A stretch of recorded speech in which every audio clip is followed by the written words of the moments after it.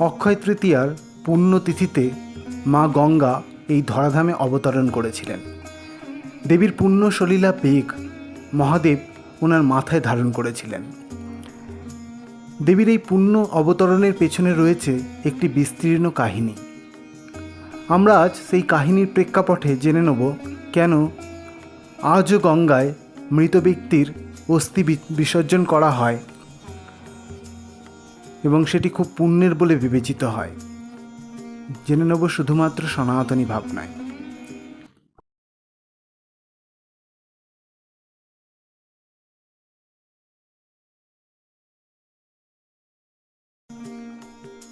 বাল্মীকি রামায়ণের আদিকাণ্ডে আমরা এই গঙ্গার মর্তে অবতরণের একটি কাহিনী দেখতে পাই। কাহিনীটি এরকম: অযোধ্যার রাজা সগর।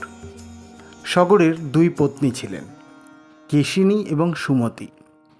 কেশিনীর গর্ভে অসমঞ্জা নামে একমাত্র পুত্র জন্মগ্রহণ করে, কিন্তু সুমতির গর্ভে 60,000 পুত্র জন্ম হয়। প্রজাপীড়নের অপরাধে সগর অসমঞ্জাকে ত্যায্যপুত্র করেন, কিন্তু অসমঞ্জার পুত্র অংশুমান রাজার হিতৈষী ছিলেন এবং সহায়ক হিসাবে প্রিয় পাত্র ছিলেন। এক সময় রাজা সগর অশ্বমেধ যজ্ঞে ব্রতী হয়ে যজ্ঞাশ্ব দিগ্বিজয়ে মুক্ত করে দেন, কিন্তু ইন্দ্র সেই অশ্ব অপহরণ করে পাতালে কপিল মুনির আশ্রমে লুকিয়ে রাখেন।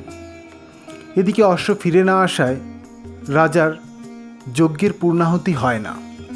উদ্বিগ্ন রাজা তার 60,000 পুত্রকে প্রেরণ করেন যজ্ঞের অশ্বের অনুসন্ধানে। রাজকুমারগণ সর্বত্র অনুসন্ধান করেও অশ্বের হদিস পান না। অগত্যা পাতাল খননের আদেশ দেন মহারাজ সগর। 60,000 যোজন পর্যন্ত খনন করা হয় পাতাল, এবং তারপরে কপিলরূপী বাসুদেবের আশ্রমে এসে অশ্বের সন্ধান পান তারা।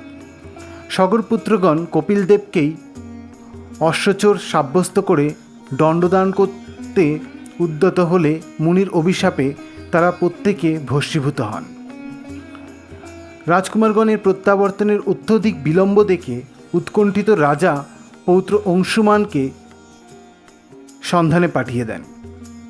অংশুমান তাদের সন্ধান পেলেন বটে, কিন্তু যা দেখেন তাতে তার দুঃখ এবং শোকের অবধি থাকে না। তার পিতৃব্যেরা কেউ বেঁচে নেই। দৈবের লিখনে সকলে গতায়ু। কেমন করে তারা মুক্ত হবেন সেই চিন্তাই তাকে উদ্বেলিত করে তোলে। ঋষি কশ্যপ এবং তার স্ত্রী বিনতার পুত্র গরুর সম্পর্কে সগরের শ্যালক ছিলেন। সুমতি তারই প্রিয় ভগ্নী।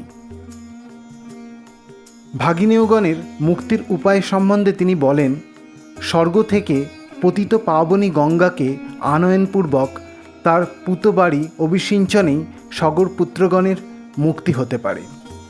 অন্য কোনো জলে তাদের তর্পণ বাঞ্ছনীয় নয়। অংশুমান যজ্ঞাশ্ব নিয়ে অযোধ্যায় ফিরে এলে সম্পন্ন হয় অশ্বমেধ যাগ। কিন্তু সগরের মনে এক ধ্যান এক জ্ঞান, কেমন করে গঙ্গার মর্তে অবতরণ ঘটানো যায়। রামায়ণের মতে এই চিন্তা গবেষণায় প্রায় 30,000 বছর কেটে যায়। সগরের পর রাজা হন তার পৌত্র অংশুমান। অংশুমানের পর দিলীপ। উভয়ের জীবনটাই অতিবাহিত হয় এই একই অধ্যাবসায়ে। অতঃপর রাজ্যাভিষিক্ত হন দিলীপের পুত্র ভগীরথ। এই ভগীরথই সুরলোকবাসিনী গঙ্গাকে পৃথিবীতে আনয়নপূর্বক অমর কীর্তি রেখে গেছেন। ভগীরথের কঠোর তপস্যায় সন্তুষ্ট হয়ে ব্রহ্মা তাকে বরদানে ইচ্ছুক হলে তিনি গঙ্গার মর্তাবতরণ এবং তৎপ্রবাহে ভস্মীভূত সগর পুত্রগণের মুক্তি করে দিতে বলেন। ব্রহ্মা তাকে জানান, তোমার তপ সফল হবে, দেবী মর্তে অবতীর্ণ হবেন, কিন্তু হিমালয়ের কন্যা গঙ্গার পতনবেগ পৃথিবী সহ্য করতে পারবে না। একমাত্র মহাদেবী এই পতনবেগ ধারণ করতে সক্ষম। তুমি জ্যোতিষ্বর মহাদেবের আরাধনা করো। ভগীরথ ব্রহ্মার আদেশে শিবের আরাধনায় প্রবৃত্ত হলেন। ভক্তের পূজায় ভোলানাথ প্রসন্ন হয়ে গঙ্গাকে বললেন, তুমি পতিত হও। গঙ্গা অতি বেগে মহাদেবের মস্তকের ওপর পতিত হয়ে স্রোতে ভাসিয়ে তাকে রসাতলে নিয়ে যেতে চাইলেন, কিন্তু মহাদেব গঙ্গার এই অভিপ্রায় বুঝতে পেরে সহস্র বৎসর গঙ্গাকে নিজের জটার মধ্যে আবদ্ধ করে রাখলেন। পরে ভগীরথের কাতর প্রার্থনায় জটার এক পাশ ছিঁড়ে মুক্ত করে বিন্দু সরোবরে ছেড়ে দেন দেবী গঙ্গাকে। গঙ্গা ত্রিপদগামিনী। তার যে ধারাটি স্বর্গে প্রবাহিতা সেটি মন্দাকিনী নামে খ্যাতা। তার পাতালের ধারাটি ভোগবতী, আর যে ধারাটি মর্তে অবতীর্ণা ভগীরথ কর্তৃক আনিতা হওয়ায় তা ভাগীরথী নামে খ্যাত। মর্তের ধারাটি আবার বিন্দু সরোবর হতে সপ্তধা বিভক্ত। তার হলাদিনী, পাবনী এবং নলিনী নামক ধারাত্রয় পূর্ব দিকে, সীতা, সিন্ধু এবং কুচক্ষু নামক অপর তিনটি ধারা পশ্চিম দিকে, এবং শেষ ধারাটি মাত্র ভগীরথের পশ্চাৎগামিনী হয়ে সাগর সঙ্গমে এসে মিলিতা হয়েছেন।